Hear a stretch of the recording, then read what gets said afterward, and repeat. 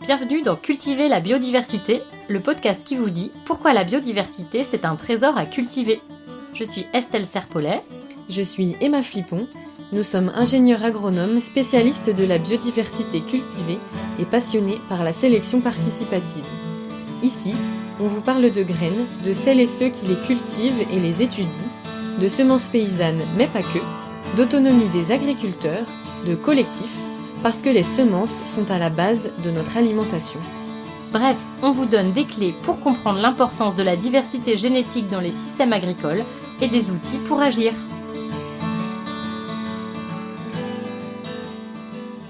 Cultiver la biodiversité, épisode 14, partie 2, rencontre avec Quentin, conserver des semences et les distribuer, quels enjeux pour les centres de ressources biologiques. On passe à la deuxième partie de cet épisode où Quentin va nous parler plus précisément de son stage. Et du coup maintenant, on va pouvoir passer à ton stage si ça te va. Spécifiquement, t'as dit que toi c'était sur les questions phytosanitaires dans les CRB.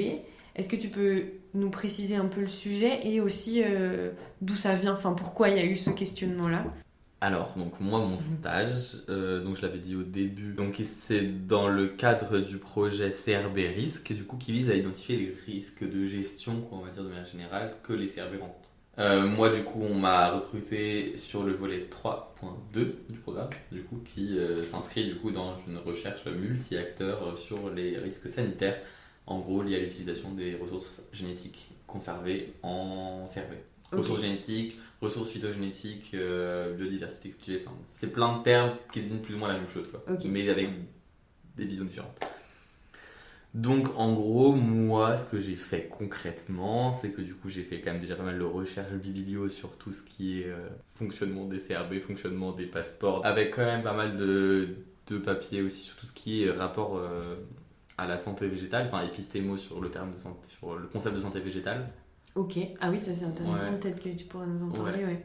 Donc j'ai commencé par ça, et ensuite du coup j'ai mené des entretiens auprès du coup d'un certain nombre de gestionnaires de CRB, qui étaient un peu les meneurs du programme CRB Risque, et en plus de ça j'ai complété par du coup un certain nombre d'entretiens auprès de du coup collectionneurs associatifs, agriculteurs, sélectionneurs, paysans, et du coup après le but c'était d'essayer de... Parce que du coup on m'avait recruté pour voir s'il y avait par exemple des législations qui n'étaient pas adaptées au fonctionnement des CRB de base. Okay. Mais du coup, moi j'ai creusé pour aller voir s'il y avait des législations qui n'étaient pas adaptées au niveau du coup, des utilisateurs, sélectionneurs paysans, qui étaient du coup un peu en dehors du modèle dominant, on va dire. Okay.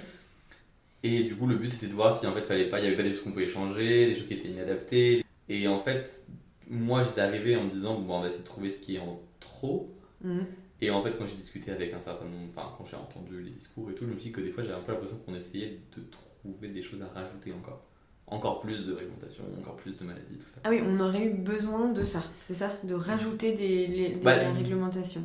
C'était pas clair que le but c'était vraiment d'enlever des trucs, quoi. Ok. Et c'est vrai que quand j'ai parlé avec les gestionnaires de CRB, il y en avait beaucoup qui étaient là, je sens qu'on va nous mettre ça en plus, et puis ça en plus, et puis ça en plus, tu vois. Ok. Mais eux, dans leurs besoins, ce que t'as senti quand même, c'était qu'ils auraient plutôt besoin d'avoir un allègement? Ça dépend. Genre, il y a des CRB où ils ont pas de maladie, et l'idée qu'on leur rajoute des trucs, ça leur semble invraisemblable parce qu'ils ont déjà surmené. D'accord. Il y en a d'autres qui étaient là, en soi, ces législations elles sont pas complètement dingues, on est pour, quoi. Enfin, forcément, il faut des réglementations, quoi. Je veux dire, c'est pas ce qu'on veut, tu vois. Seulement, nous, tout le monde disait, nous, ça nous dérange pas, en fait, qu'il y ait des réglementations, mais en fait, à un moment, donnez-nous les moyens, quoi. D'accord. Parce que là, on croule sous le travail, et déjà, après, vous nous rajoutez des trucs, quoi. Ok. Et je pense notamment avec la liste des ORNQ, qui s'est du coup allongée.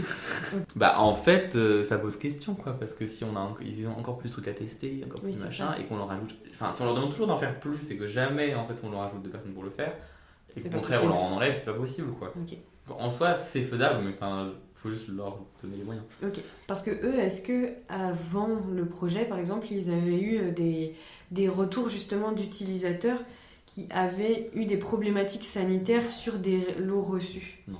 Ok, d'accord. Donc ça venait pas de là, ils avaient pas d'angoisse d'envoyer des Pas du tout. maladies. Ok. Ah non, eux, aucun. Enfin, eux, ils savaient, ils connaissent leur collection, ils savent quand il y a une maladie, ils savent la détecter, les maladies Ok. graves, ils les connaissent, ils distribuent pas s'il y a une détection, ils savent Ok. comment gérer. Il n'y a jamais eu de diffusion, enfin, de ce qu'on m'a dit, il n'y a jamais eu de diffusion de maladies issues De CRB. d'accession de CRB, enfin, Ok. jamais, quoi. Enfin, Ok. de ce que j'ai compris, il n'y en a pas eu. Bah voilà, il y a quand même avec le changement climatique, tu as des maladies qui arrivent, qui n'étaient pas présentes sur le territoire avant et tout ça, Ouais. quoi, mais c'est comme ça, oui, il faut les mettre à jour, quoi. Ouais, c'est continuer à mettre à jour la réglementation pour aussi pas être complètement hors sol dans la réglementation, quoi. Mais tu vois, par exemple, en gros, le but du programme, c'était d'identifier les risques à chaque moment de la mission, en fait, des missions des CRB. Donc les risques au niveau de l'acquisition, de la conservation, de la multiplication, de la distribution et tout ça, en fait. Et le but, c'était un peu de faire un truc général qui pouvait être retransmis, qu'en gros, il y a un truc un peu général Ok. dont les CRB puissent s'inspirer. Bon, moi, les risques phytosanitaires sont connus par les gestionnaires depuis très longtemps. Ils savent comment faire. Et le but, c'est de faire évoluer la réglementation, quoi, autour de ça. Mais je D'accord. trouve bon, c'est bien qu'ils le fassent, hein, mais je me demande ce que ça va donner, quoi. Ok. On va voir. Ouais, ils avaient pas d'énormes besoins, mis à part cette notion de pas trop de nouvelles réglementations Bah ouais. pour pouvoir suivre, quoi. Ouais, et plus de moyens, quoi. Et plus de Il y moyens. a plus de moyens, en fait. C'est Ok. juste que, mais je veux dire, ils n'avaient pas été confrontés à des problématiques sanitaires, mais issues vraiment de la maladie, quoi. D'accord. Enfin, c'était des problématiques sanitaires au terme de gestion des Ouais. législations phytosanitaires, Ok. quoi. Et pas En- sur le terrain, en gros, par des choses. À part peut-être pour du coup les prunus. Parce que du coup, on a eu une réunion du coup avec tous les gestionnaires de CRB 2 fois. Et en fait, à la première, tu as une chercheuse qui nous a parlé du mémoire qu'elle encadrait. Et donc, en gros, elle a encadré un mémoire de quelqu'un qui faisait une analyse sur les virus du prunus.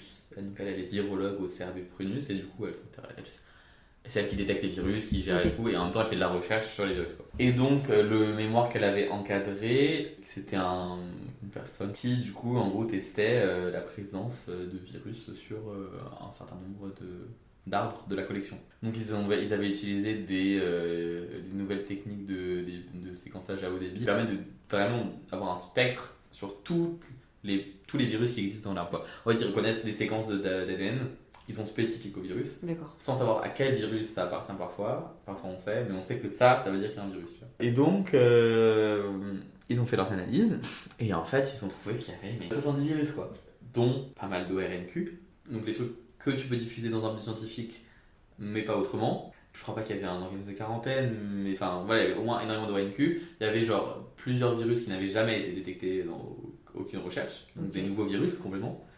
Mais surtout une quantité de virus énorme, quoi. Et énormément d'ORNQ qui sont quand même censés être des organismes nuisibles. Moi je le vois pas, eux ils le voyaient pas, sur l'arbre il y avait rien. Enfin, Et même quand ils faisaient les tests d'avant, Ouais. c'est-à-dire les tests qu'ils utilisaient en routine, ils le détectaient pas non plus. non, mais en fait les tests, la plupart du temps c'est des tests visuels.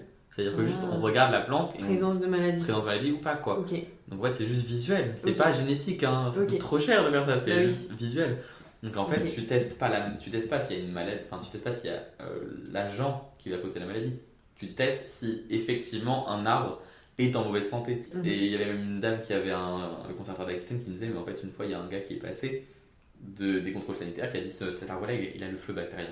Alors qu'en fait non, c'était juste une variété que elle connaissait. Et en fait, il a dit que ces taches-là, c'était des traces de la maladie, alors qu'elle savait que c'était une réaction normale de l'arbre, et qu'il D'accord. y avait des taches comme ça sur l'arbre depuis toujours. C'est vraiment à dire d'expert. Oui, voilà, c'est à dire expert, tu vois. Ok. Et donc, quand ils ont fait ces analyses-là, bah, forcément, ils le font pas tout le temps, et ils se sont dit, bah, déjà, en fait, on a énormément de virus, dont des ORNQ.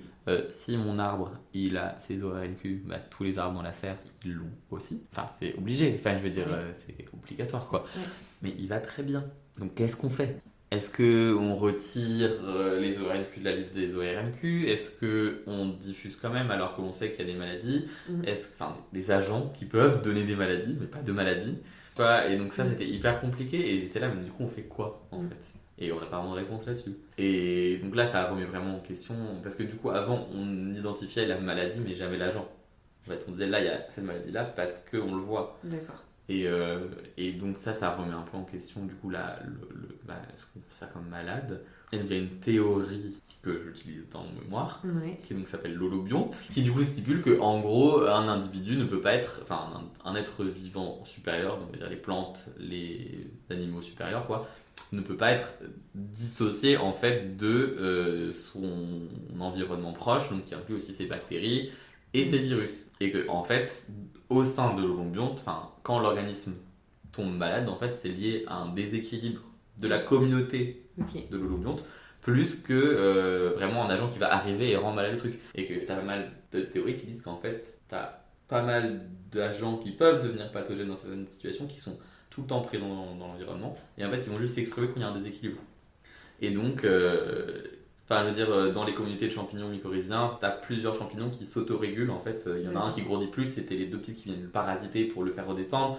Enfin, t'as aussi des méthodes de régulation au sein même des microbes, en fait, d'un organisme. Et donc, il y avait ce truc-là, quoi, qui était quand même assez intéressant, je trouve.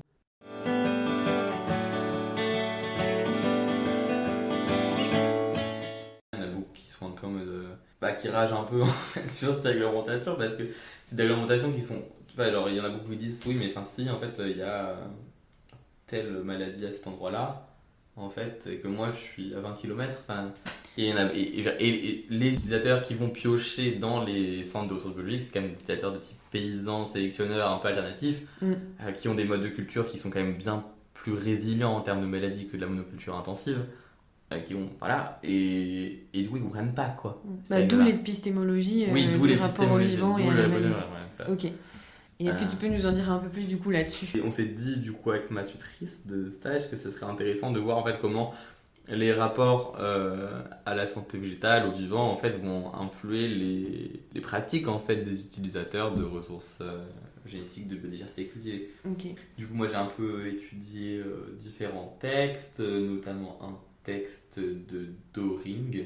C'est un auteur allemand qui en gros un peu classait, essaie de un peu faire le tracé quoi, des différents concepts dans la santé végétale. Okay. Donc il a un peu relu plein de papiers, il a fait une analyse croisée. Une analyse croisée quoi. Ouais. Et donc en gros, je me suis un peu inspiré de ça pour essayer d'un peu d'identifier les différents rapports à la santé que les acteurs que j'enquêtais pouvaient avoir.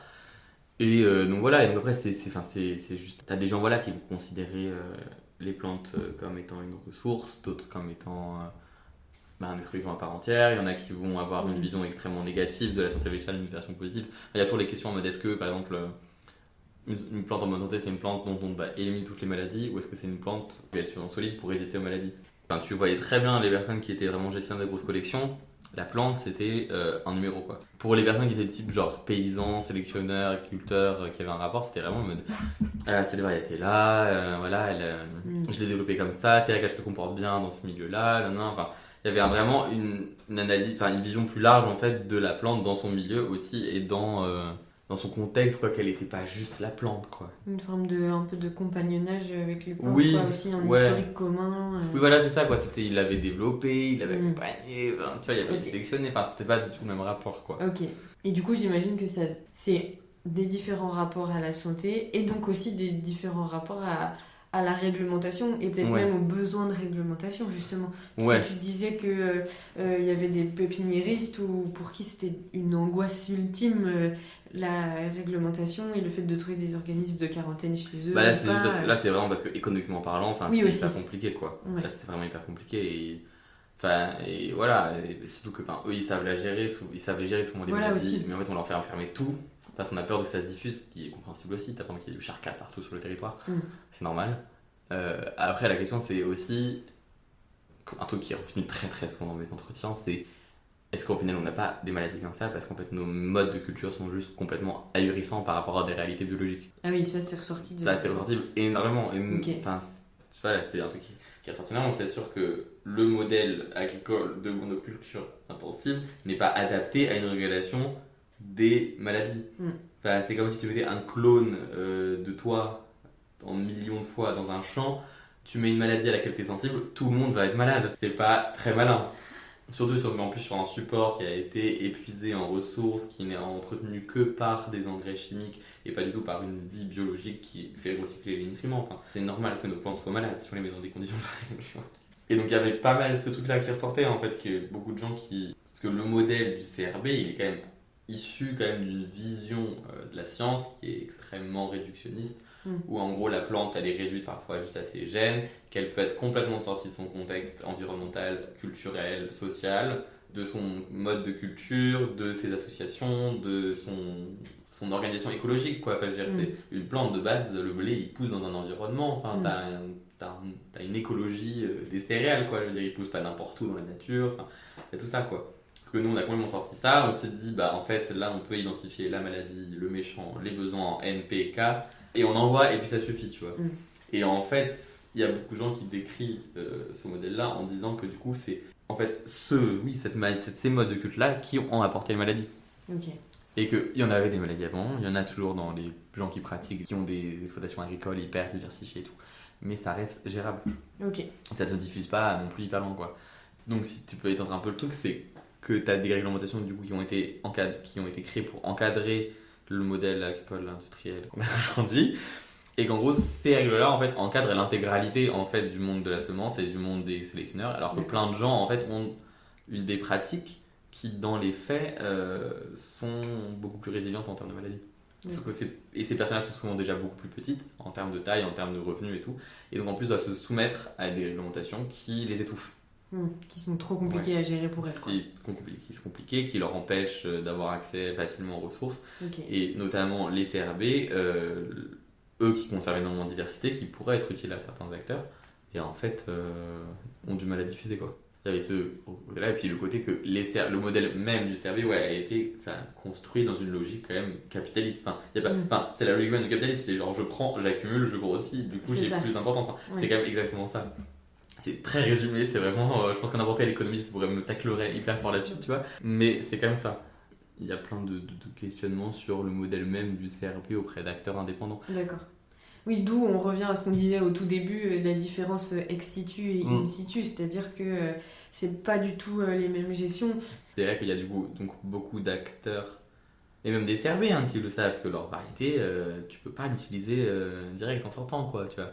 Et juste à la sortie de CRB, d'autant plus que tu as beaucoup de gens, notamment des acteurs de l'agriculture paysanne, des semences paysannes, qui revendiquent vraiment le fait qu'une semence n'est vivante que quand elle se reproduit tous les ans, qu'elle évolue au fur et à mesure. Et pour eux même, un des intérêts principaux des semences paysannes, c'est justement son caractère évolutif et adaptatif. Oui. Tandis que si tu vas garder des semences dans un céréal pendant 30 ans, tu vas les faire ressortir et elles seront du coup déjà dans des conditions biologiques qui seront complètement différentes. Avec le climat qui change, tu n'as plus les mêmes champignons, tu n'as plus les mêmes bactéries. Et tu as quand même une mémoire épigénétique des plantes qui fait que même si elles vont pas avoir évolué en termes d'ingrédients du terme, elles vont quand même avoir des modifications épigénétiques qui vont se transmettre dans leur descendance. Mais oui. Et ça, du coup, ça ne se fait plus. Et il y a aussi quand même pas mal de gens qui se questionnent l'utilité de conserver des variétés en fait, qui ne servent plus à rien. Ah oui, aussi, on peut... Enfin, il y a des gens qui considèrent ça, qu'il y a une forme de frénésie, d'utilité. de se faire des nœuds au cerveau pour un truc qui ne sert à rien, quoi. D'accord. Quand tu aurais des variétés, elles ont disparu, il y a bien une raison, quoi. Et les CRB, ils répondent quoi à ça, du coup ? C'est pas leur question, leur mission c'est de conserver, du coup ils ont leur collection, ils les conservent, quoi. Oui, d'accord. Ça se sera d'importance vitale dans certains moments, rien que même pour le patrimoine, c'est génial d'avoir toute cette variété-là, tu sais pas ce qui peut se passer, c'est hyper cool. C'est juste que en fait, il y a différentes missions et qu'ils peuvent pas tout remplir, quoi. On va peut-être te poser du coup les questions un peu qu'on pose à tout le monde dans le podcast, parce que quand même c'est en rapport très très lié à ce que tu as vu avec les CRB. Ouais. La première question, ce serait pour toi, du coup, qu'est-ce que ce serait la biodiversité cultivée ? Comment tu la définis ? Déjà, pas celle qui est en CRB, quoi. Ok. Parce que déjà cultivée, elle est pas cultivée, la biodiversité qui est en CRB, c'est pas du tout la même chose. Sur vraiment deux conceptions différentes, quoi, de la ressource. Pour moi, la biodiversité cultivée, c'est... en fait, c'est des variétés, des espèces qui sont donc cultivées par des communautés, des populations, des êtres humains, avec une visée quand même de production derrière, quoi, qui vont avoir un intérêt agronomique pour l'agriculture, pour la santé, la médecine, le textile ou quoi. Je replante tous les ans mes graines pour subvenir à mes besoins, quoi, en fait. C'est vraiment ça. Il y a un truc, de paysan, quoi. Puis il y a une visée utilitariste quand même, on va se mentir. Sauf que c'est hyper propre à chaque communauté, quoi. C'est-à-dire que ton blé va être différent du blé de ton voisin. Enfin, je sais pas, pour moi, c'est ça que je vois. C'est pour moi la diversité cultivée, c'est vraiment ce qui est censé être propre à chacun, quoi. Et collé à la diversité humaine. Oui, voilà, c'est ça. Ouais, oui, en vrai, oui. Enfin, voilà, le rapport entre diversité des communautés humaines, diversité de la biodiversité cultivée, pour moi, c'est hyper lié. Enfin, de ce que je vois pour l'instant, c'est qu'il y a vraiment très parallèle quoi, entre les deux, quoi. Que même la diversité va avoir une importance culturelle en termes d'identité, en fait, d'identité. Et donc, pour moi, c'est ça. Pour moi, la biodiversité cultivée, en fait, c'est toutes les espèces qui sont ressemées tous les ans, tous les 10 ans, quoi, et qui appartiennent à une communauté. Quelle serait une variété que tu affectionnes particulièrement ? Et est-ce que tu aurais une recette par rapport à cette espèce ou à cette variété ? Moi, j'aime bien les agrumes. Ok. Et j'adore le citron. Bah, le citron, mais en général, je sais pas lequel, quoi. Je sais pas non plus. En vrai, il y en a plein, en vrai, des plats au citron. Je sais pas, c'est quoi la dernière recette que tu as fait avec du citron là ? Des pâtes au citron. Des pâtes au citron ? Après, il y a plusieurs manières de faire, quoi. Okay. Soit tu mets le zeste dans. Tu fais revenir un peu le zeste dans du beurre, quoi. Après, tu mets les spaghettis dans la poêle, tu mets de l'eau de cuisson et tu mets du parmesan. Du coup, et tu mets du jus de citron à la toute fin en plus. Parce qu'il faut pas faire cuire le jus de citron. Si tu fais cuire le citron, il perd son goût. D'accord. Tu peux même mettre à la fin. Ok. Il y a ça. Sinon, tu peux même faire de l'eau de citron la veille. C'est-à-dire que tu prends les pots de citron, tu les mets dans de l'eau pendant 24 heures et après tu verses dans la poêle avec les zestes et le fromage, les pâtes et tout, quoi. C'est génial. Il y a ça, il y a la tarte au citron meringue qui reste quand même genre mon dessert favori de toute la planète. Et il y a un truc qu'il faut vraiment que je teste, c'est le tiramisu au citron. J'ai très envie de goûter ça. Aussi, l'importance de la diversité dans l'identité culturelle. C'est-à-dire que par exemple, tu prends le pays comme la France, tu as une identité culturelle qui est hyper forte en fonction des territoires. C'est-à-dire que tu as pour chaque territoire quand même des produits emblématiques, des produits alimentaires emblématiques de région. Et tu as des espèces qui sont. Enfin, genre, je sais plus, c'était pour les citronniers, on avait un citron très particulier en fait, qui a un goût très particulier. Et en fait, ce goût très particulier, il est présent uniquement parce que tu as tel virus qui est présent en fait. Ou je sais plus, tu avais je crois que c'était peut-être un citron ou un autre truc comme ça qui est bleu à l'intérieur. Mais qui est bleu parce qu'il y a un virus dedans qui donne la couleur bleue à la chair du fruit. Donc sans les virus, en fait, tu n'aurais pas eu non plus cette diversité. Merci beaucoup Quentin. Et voilà, vous en savez plus sur les CRB. J'espère que cet épisode vous a plu. Si c'est le cas, vous pouvez nous suivre sur les réseaux sociaux. On est sur LinkedIn, Instagram et Facebook. Ou encore mettre des étoiles sur Spotify ou Apple Podcast. N'hésitez pas non plus à nous contacter sur les réseaux sociaux ou par mail si vous avez des remarques, des questions ou des sujets que vous auriez envie qu'on traite dans ce podcast. À bientôt!